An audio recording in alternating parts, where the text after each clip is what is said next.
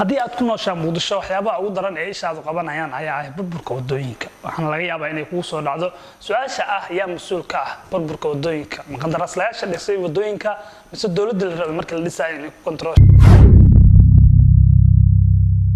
intaan u gudbin jawaabta ah yaa mas'uul ka ah u baahanahay inaan dib ugu laabano qaabka hufnaan la'aanta ay ka jirta qandaraas bixinta shuruuciyada dawladda hoose ee siiso dadka ku nool muqdisho ama ganacsatada aadan ama shirkadaha caalamiga marka laga hadlayo nidaamka dhisidda wadooyinka Soomaaliya ama qaasatan magaalada Muqdisho kama jirto nidaam daahfuran kaas oo ay ku tartamaan ganacsatada kala duwan kuwaas oo awood u leh khibrad ahaan ha noqoto ama ha noqoto maalgelin inay dhisaan wadooyinkaas tusaale ahaan Muqdisho waxa uu aansay laba shirkadood oo kala kulmiya construction company iyo sidoo kale Albridge construction company kuwaas oo ah labada qandaraaslayaal ee ugu awood badan ayadoo loo aaneynay inay ka soo kala jeedaan laba ganacsade oo waaweyn kuwaas oo awood dhaqaale iyo mid siyaasi ku leh wadanka tusaale ahaan wadada Sodonka taas oo lagu qiyaasay 12 kilomitir waxa ku baxday lacag gaaraysa 5 milyan oo dollarka Mareykanka kuwaas oo ay bixiyaan dadka ganacsatada ee hararaha u ganacsada hararaha wadooyinkaas iyo sidoo kale dawladda hoose oo qayb kamid ah ku kabtay laakiin marka dib loo fiiriyo sanadadii dambe wadadaas waa wadooyin kamid ah aad ugu bursan magaalada Muqdisho marka la eego daalo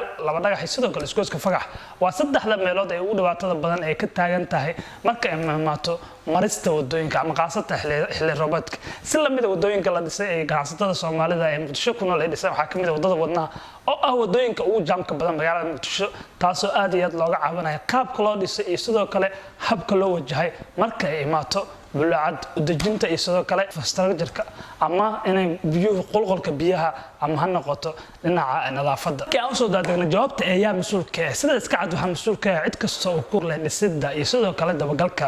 dhismooyinka ama wadooyinka magaalada Muqdisho laakiin waxyaabaha ugu caansan ee loo aananay ayaa ah laba qodob kuwaas oo kale ah in mar walba aan laga fikirin qaabka loo maareyn lahaa biyaha ama loogu dhis lahaa bulaacado kuwaas oo geeyo badda ama meel kale markaas aan laga dareemin dhibaatada wadooyinka si la mid ah waxa aad iyo aad looga dhaliilaa in mar kasta oo qandaraas la siinayo ama shirkadda dhisaysa wadooyinka aan lagu xisaabtamin in dayactir ay ku sameyso muddo cayiman mise 5 sano ha noqoto ama 10 sano ha noqoto markastoo wadadaasi wax gaaraan ama intii lagu talagalay gaarantay inay u qabsadaan inay wadadaani tayadeeda wanaagsanta aan lagu soo dabagelin oo mashruucu dhamaado markasta oo wadada la furo taasoo keenta in wadooyinka qaarkood ay wax ka yar 2 sano ama 1 sano cilado ku keenaan si la mid ah shacabka oo aan iska saarin maadaama wadada ay dadka u ganacsanaya ama maraya xil gooni ah labadaas qodob ayaa loo aaneynaya qodobada ugu macquulsan ee Kenya in